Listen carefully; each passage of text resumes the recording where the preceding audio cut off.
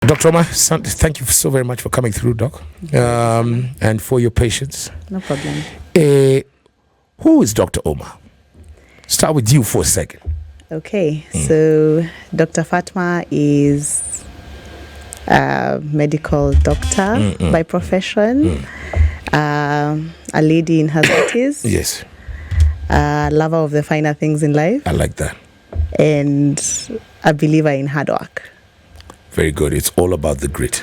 Absolutely. It's all about the grit. Now, they say, I just wanted to mystify this one because now, for the first time, because I was going to, we'll talk about me in a second. They say which is the most important meal of the day? The most important meal of the day is breakfast. Breakfast. Yeah. And, we culturally, okay, before we were colonized, it was egg and bacon. You know bacon, bro? Yes. But then our neighbors, we used to frown upon them. In fact, we used to check them because they used to have ugali for breakfast. Kumbe, they were doing the right thing. Absolutely. So today, for the first time, I had dry fry, ugs, and scrambled eggs. I went back to sleep, bro. That was at 6 a.m. That's dinner. Yes. That's good to yes. So let's start with, first of all, introduce yourself. You've told us who you are. Yeah. Tell us about yourself and what you do at Jubilee Health, please. Okay. So I am the wellness manager at Jubilee Health Insurance. And my work essentially revolves around preventive healthcare. Right. In very simplistic terms, I work to make sure our people don't get sick. Our members are not getting sick. Right. And we do this through very different methods. First, of course, we promote a lot of awareness because information is power. I like that. We also motivate our members to remain healthy because, the human brain is always wired to take the easy way out, and living healthy is not easy. But when there's a motivating factor, whether it's extrinsic or intrinsic, then it becomes more appealing to the members, right? We also impart them with the necessary skills and tools they require to lead a healthy lifestyle, because it's not enough to tell someone to be healthy. Sharp. You have to show them how to do it. Like that. And lastly, we influence the systems that we can to ensure that, it's a smooth sailing journey. Right. And sort of, what do we say? The river follows, the river flows downstream. Yes. So, when you make it easy for someone to live healthy, Right. They may possibly not even be consciously thinking about it, but Yes. because you have changed one or two things in their environment, they find it much easier. So that's what I do. Now, Doc, you see, and we'll dissect this. In previous generation, there was a disease called gout. Right. It's still there. Right. Okay. But, my peers are then slightly older. It was a commoner thing. And it was described as a lifestyle disease. Absolutely. Now you hear this, the diabetes, okay? Yeah. Obesity. These are now the lifestyle diseases here and now. What is a lifestyle disease? And surely, as a lifestyle disease, can you explain what it is and why they're becoming more common and how they're impacting people generally, our daily lives? Yeah, absolutely. So I always like to simplify my explanation, so I'll do that for the period of this show. The reason they're called lifestyle diseases, you may think that it's because, of the lifestyle you lead, which is true to some extent. It's a lifestyle disease, so surely it must come with a certain lifestyle. Yes. But the actual definition of lifestyle diseases is those illnesses whose risk factors depend on the lifestyle that you lead. So the risk factors that bring about lifestyle diseases are choices. Yeah, you choose to do it or you don't. Yes. And so it determines whether you're going to develop the lifestyle disease. It's very different from something like the flu. I mean, if it's flu season and you sit next to someone who has a flu, you will develop the flu regardless of the lifestyle you lead. But for lifestyle diseases, you can't sit next to someone who also suffers from a lifestyle disease and then contract it, right? But the lifestyle disease will come about due to the choices that you make on a daily basis. Now, they are largely tied to 3 modifiable risk factors, 3 common modifiable risk factors. Number 1 is the diet you choose.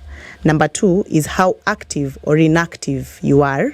And number 3 is whether or not you smoke. I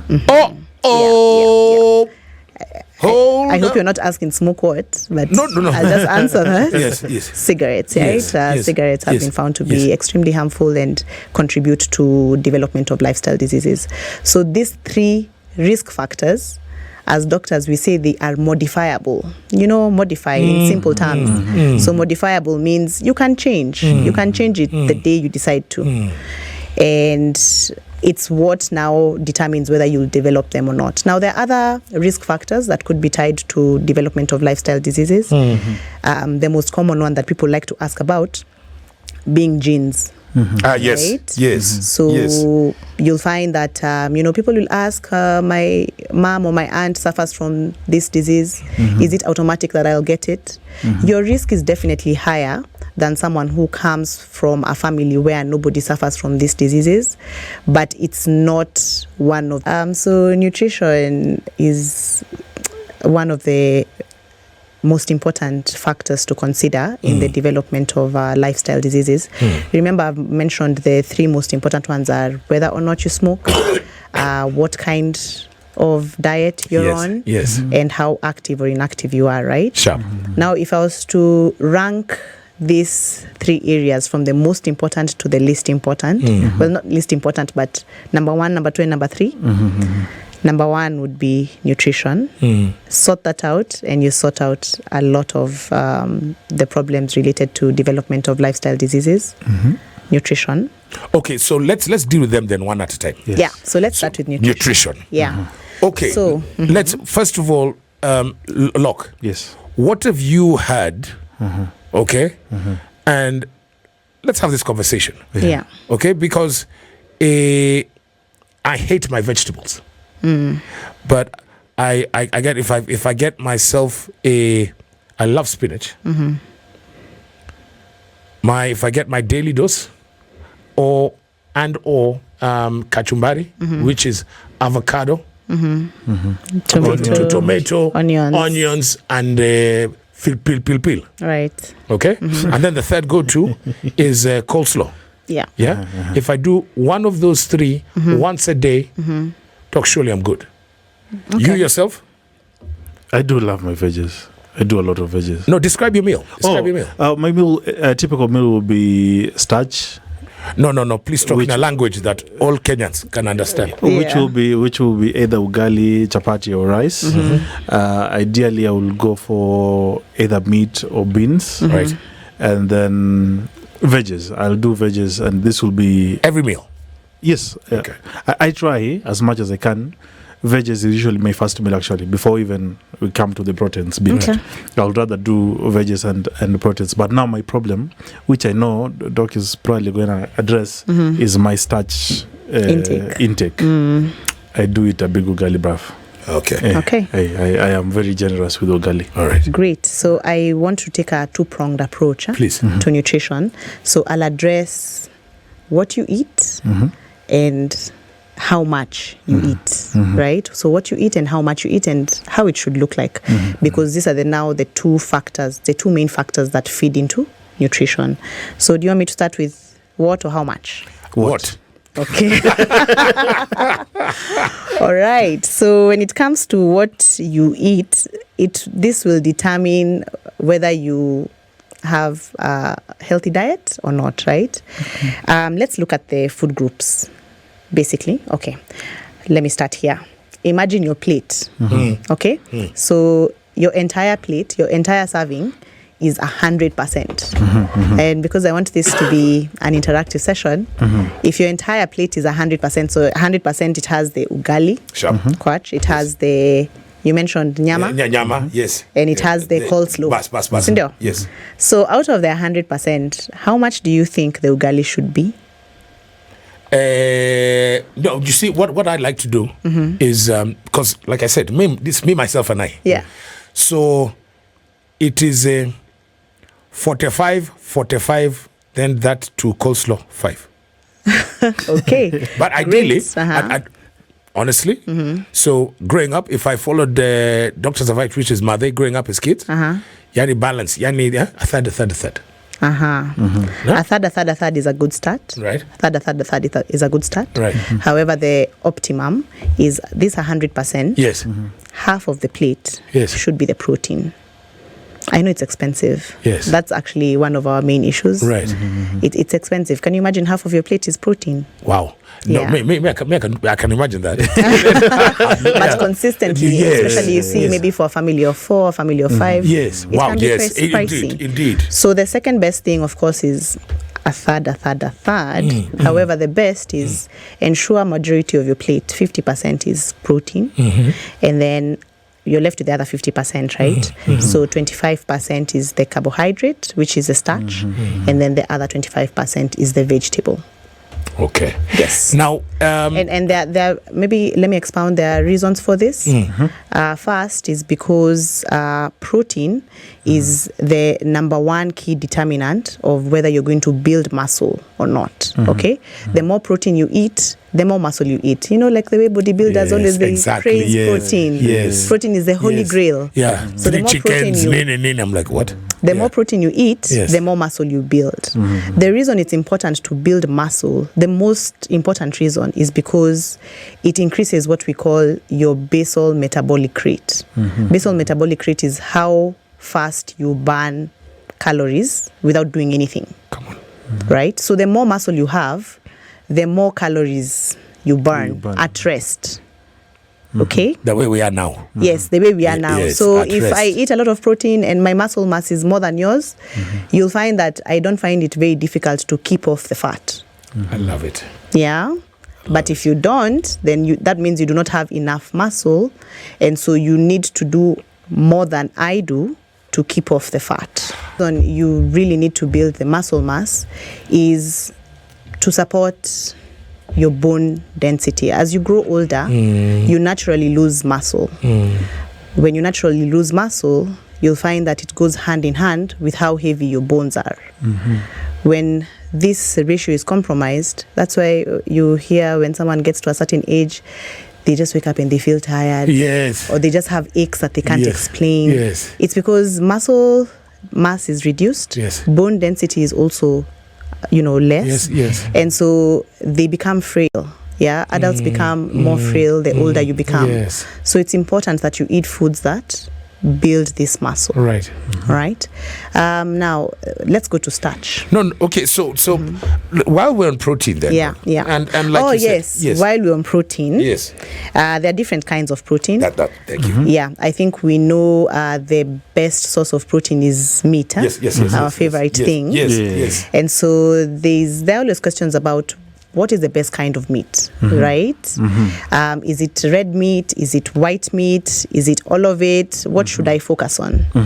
Now, remember, you are trying to keep the fat off, and I'm going to make this as simplistic Please. as possible. Yes. If you're trying to keep the fat off, then you shouldn't eat fatty foods, right? Right. You should try and keep them at a minimum. Indeed. Now, red meat, the reason red meat is so delicious is because it is packed with saturated fats. Okay? Do you like your T-bone? I like my Yes. T-bone. I love me Yeah. the steak. I love me my T-bone Yes, steak. yes. And these days I even know what to look for when I go shopping. Bus. And what I have to look for is marbling. Thank you. Because The I've bubbling, been- yeah. The marbling, Wagyu beef. Yeah. Are you with us here, bro? So if the steak is not marbled, Yes. that is going to be a very tough Bas. steak. There you go. I'm not going to enjoy it. Bas. Now, that marbling, that's saturated fat. I mean, that's fat, and that's Yes. what makes it so delicious. Yes. So if you're the kind of person who is eating, remember, you see how much protein I've mentioned. Yes. So imagine 50%. consistently eating Yes. this much, amount of saturated fat on a consistent basis. What doc is saying, you should meet at Kenyatta Market every lunchtime, bro. Yeah. Yeah. So ideally, you should eat white meat because then white meat does not have as much saturated fat. So we're talking about hens and veg, fish and chicken. So we're talking about fish and chicken, yes. Right. So if you're even looking at chicken, if you eat, do you like the skin of chicken? I mean, I love it.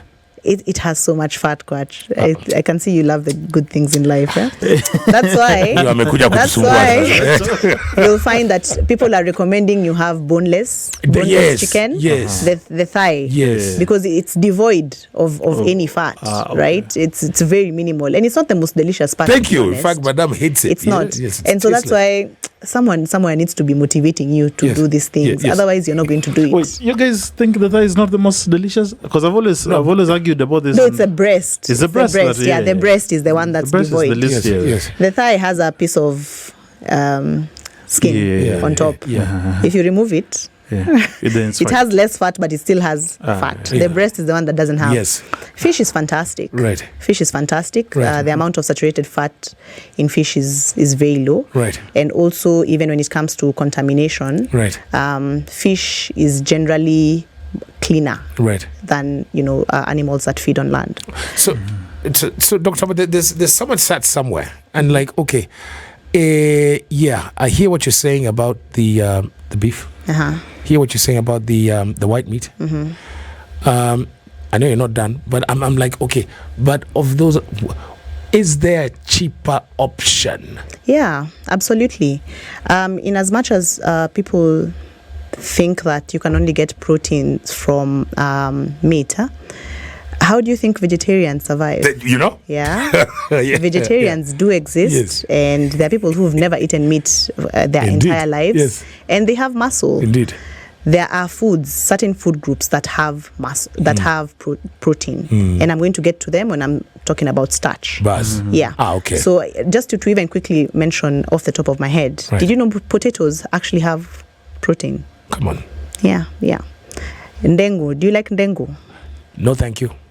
You don't? But I hear you. Dengu I do. has protein, okay. Beans. I love beans. Beans are packed with protein. Come on. Soy. Yes. Do you like soy? Sauce. Soy sauce. Not soya. So let me go to soya. Yes. Soya has quite a bit of protein. Yes. Legumes. Essentially legumes. A lot of legumes have quite a bit of protein. Yeah, I'm starting on those as well. Yeah. So these foods can be substitutes for protein. Okay. Yeah. And I think, I asked that question the wrong way, Doc, because I think what I meant to say is that, you see, now I've got, and I mentioned it earlier on, there's you've spoken about the steaks and the whatever, right? Now, I've got 50% on my plate. Yes, but it's matumbo. Yeah, a good question. So generally, as a rule of thumb, you'll find that when it comes to meat, even though as doctors we advocate for white meat over red meat, red meat that comes from organs is very, very rich in the minerals that we need. It's very rich in iron, especially. Right? So like the heart is good also. Yep. And people that have that piece of meat, organ meat is fantastic because it looks funny, but kidney, liver, heart, very good. And it's also devoid of saturated fats. I mean, looking at liver, how much fat does liver have? Not much. By the way, and that's probably why it's not as yummy. But it is very, very rich in the minerals that we require to sustain our bodies. Now, when you come to something like matumbo,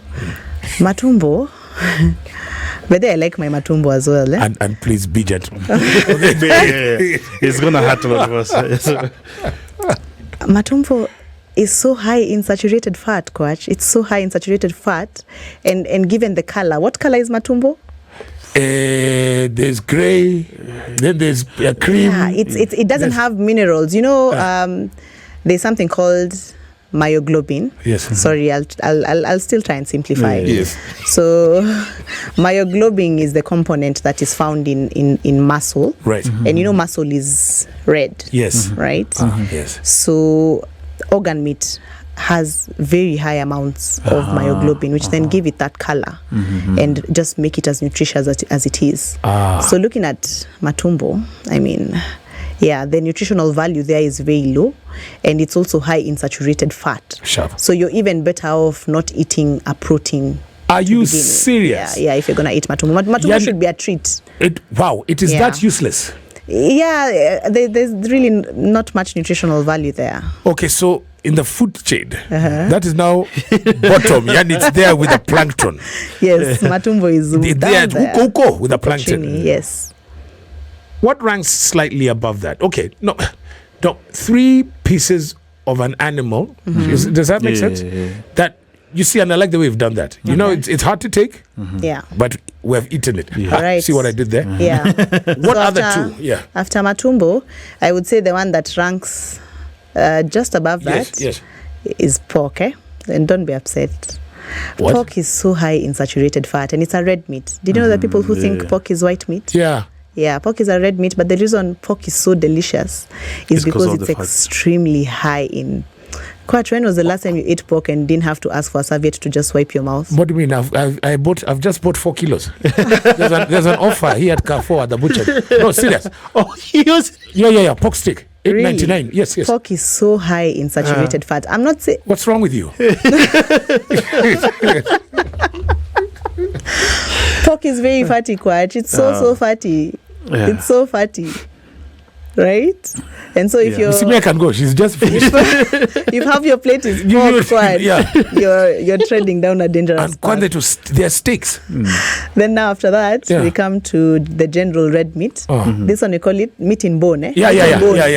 Meat on bone, yes, and then you have to beg the butcher, Aki, please don't put for me that fat. Bus. Yes. Yeah, meat on bone is next. And then now after that is, where would I go? Okay, mincemeat.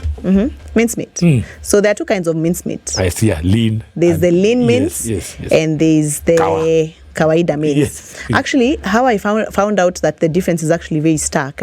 I want you to try an experiment. One day, buy 100 grams of the lean mincemeat and 100 grams of the normal mincemeat. And then go home and boil it. Boil them separately. When you boil this normal mincemeat, once it cools down, you know, layer. The way fat, not even layer, even inside, you will not be able to remove the mincemeat. It coagulates. It coagulates completely. I have cats and they love mincemeat, but they will not eat fat. Yeah, and that's just how we learned. We were like, oh my God, look at all this fat. So every time we buy the normal mincemeat, they just don't eat it. So we resorted to Omena, the economy. Exactly. Yes. Yeah, so it's very fatty. So if you have to eat mincemeat, then you need to eat the lean mincemeat. Another thing I usually recommend to my patients is, that grinder is not so expensive, Kwach, and you can actually get it at Gikomba over there, that side where they sell the metal things. The grinder is not very expensive. It's about 800 bob. You can buy your own meat and grind it. Because you see, even at the butchery, you don't really know what they've mixed this meat with, right? Yes. And so you may think you're healthy and you really love mincemeat, but because the butcher that day decided he has like a slab of fat that he just needs to throw inside, then it messes up with your diet. So I recommend, it's not a lot of work, by the way. You just grind like 5 kgs and you're done. So, Lorc, we established bottom of the food chain. The plankton is matumbo,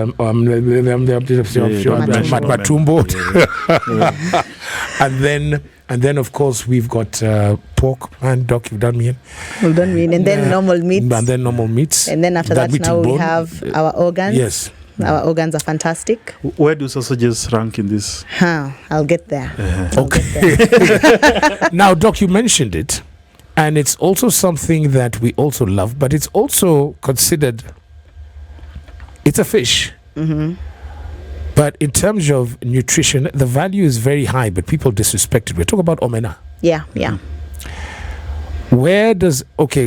Maybe I should ask you, where does because I love it. Oh, I do love it. Yeah. Omena is good. Why don't we propagate for it then more? Because, I would... you're very eloquent, and clearly you know how to convince people to do the right thing. But when we go to, and I'm serious, when we go to the supermarket, one, you'll not find it in a butchery. Yeah, that's true. Because it's usually it's dried. You're right. And so it has to stay in the open, And even when you go to the supermarket, it is in they've put it in a further gari place. Do you understand what I mean? Absolutely. Why the disrespect, man? I think what I'd have to say about that is Omena is very largely cultural, right? It's one of those things you have to have lived in a certain area of Kenya or hang out with certain people I like the way she speaks. to become very familiar with it. I'm from the coast. And I promise you, coastarians really, Omena, not so much. But it's an extremely good food choice, because it's high in omega-3. I mean, it's fish and it's not fatty at all. I would say it comes down to how you decide to cook it, because I know a lot of people do not find it very palatable. So it just comes down to how edible you make it. So you're talking about fish. Salt water, fresh water, does it matter, or it's just where it doesn't matter. It doesn't matter. It doesn't matter. Okay. They're both very nutritious. And then when thank you, that one of the pork, it's really hit me for 6 because matumbo I knew. But then what about the lamb and the mutton? Lamb is good. Yeah? Lamb is good. Okay. Not the fatty part though. I know that part that you like. Oh yes. I know that one. The tail. Which is pure fat. So the other thing I want to talk about while we're still on the topic of protein and meat is what some people may think is meat. You mentioned sausages.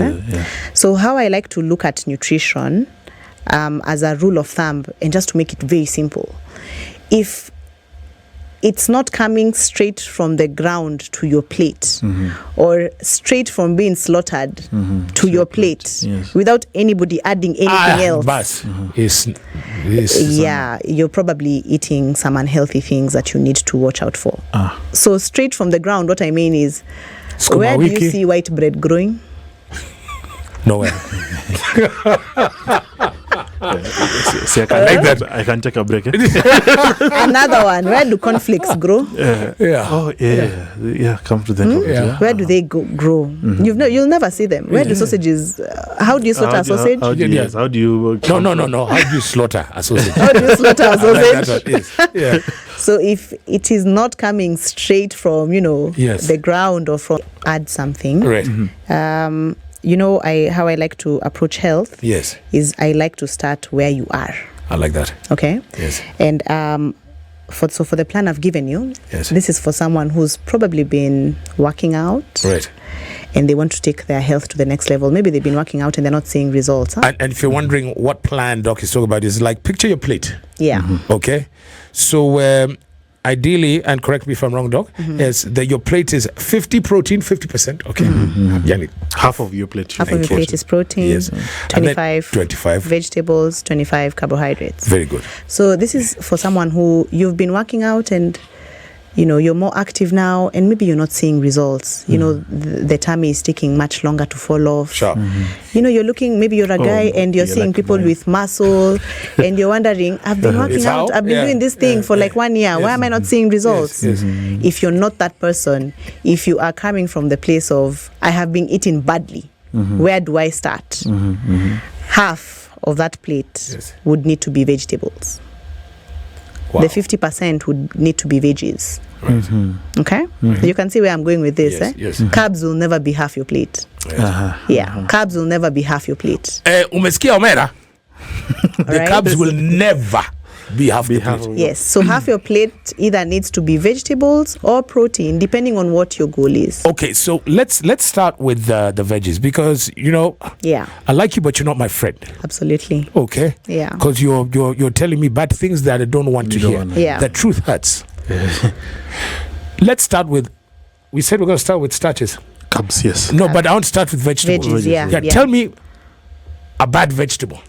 Tell me, no, there's obviously there are trees that are poisonous, plants. But I want to know what I mean in terms edible, in terms of nutritional value that is in the common domain, please, Doc. That you're like, this one is more or less, you see the way matumbo is here. This one also in this WhatsApp group is here. Yeah. Now, the most interesting thing about vegetables, Kwach, there is no such thing for vegetables. All vegetables, all edible vegetables, let's call it that, because there are poisonous things in it. All vegetables are great for you. Alcohol is, considered, should I say, a key element in a lot of social settings, even in this part of the world, even in Nairobi, right? You have to love the way she speaks. And, you can't just, I don't advocate for radical measures. Right. Yeah. So you can't just wake up and say, nobody should drink. Yes. Ban it, right? Yes.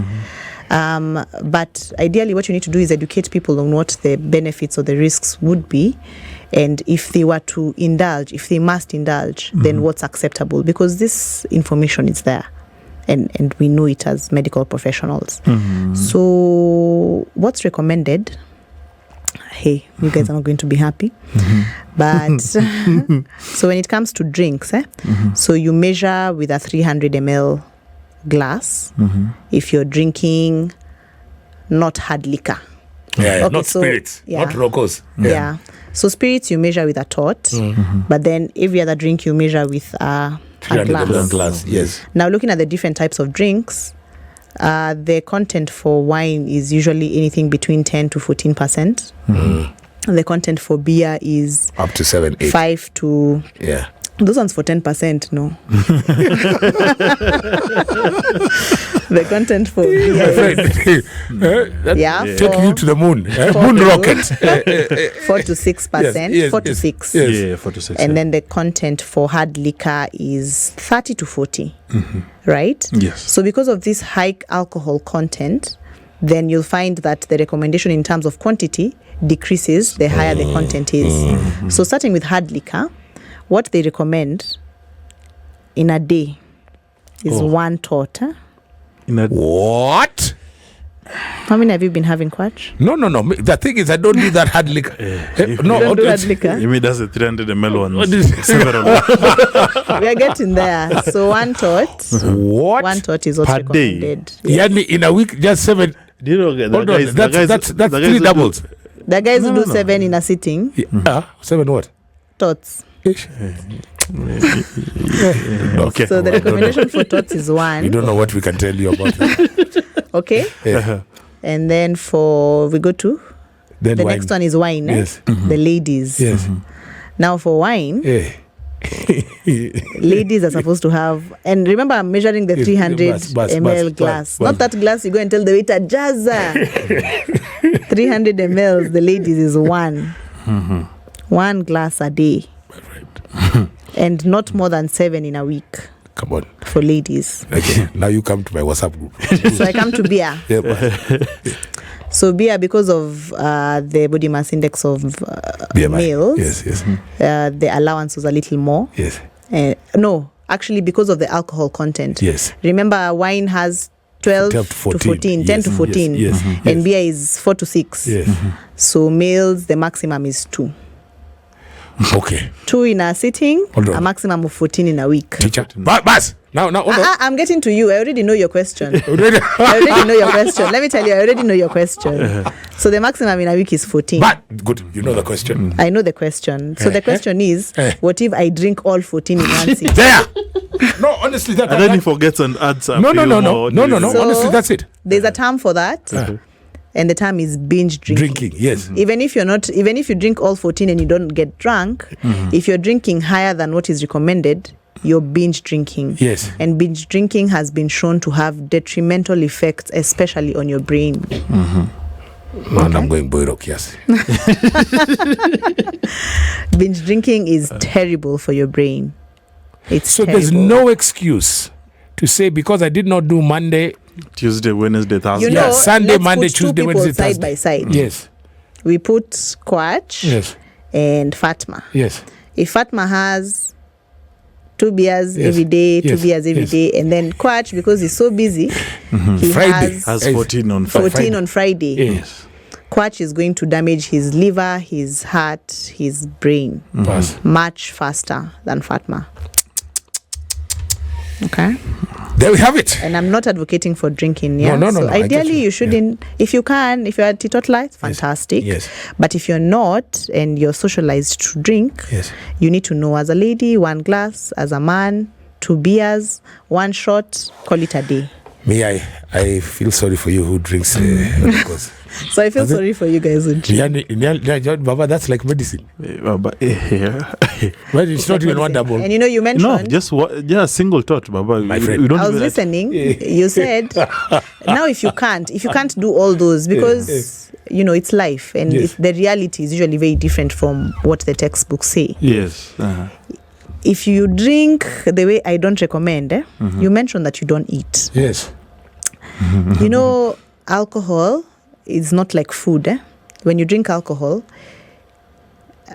it's digested by the liver. Hold on. So wait, it says there barley, hops.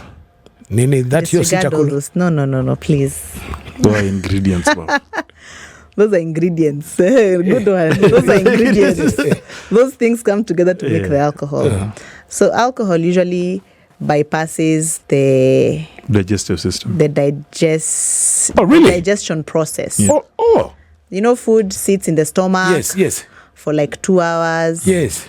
And then, it follows the right way from the esophagus, it goes down to the Pass. stomach, then the intestines, and then finally it's broken down by the liver, and then the waste goes to the kidney. So you either pee, whatever is left in your intestine, you poop, right? Alcohol doesn't go through that process because it's not a food group. Number one, you need to remember that, yeah? Alcohol is digested almost straight through, yeah? That's why you susu a lot. Well, partly, but also that's why you can get alcohol toxicity, Yes. alcohol poisoning. You Yes. can get food poisoning, not the one for diarrhea, Yeah, but but- you can't eat until now your liver is shutting down. Yes. Sindio? But you Yes. can overload the liver with alcohol. Yes. So knowing that, what is recommended is that you really slow down this emptying.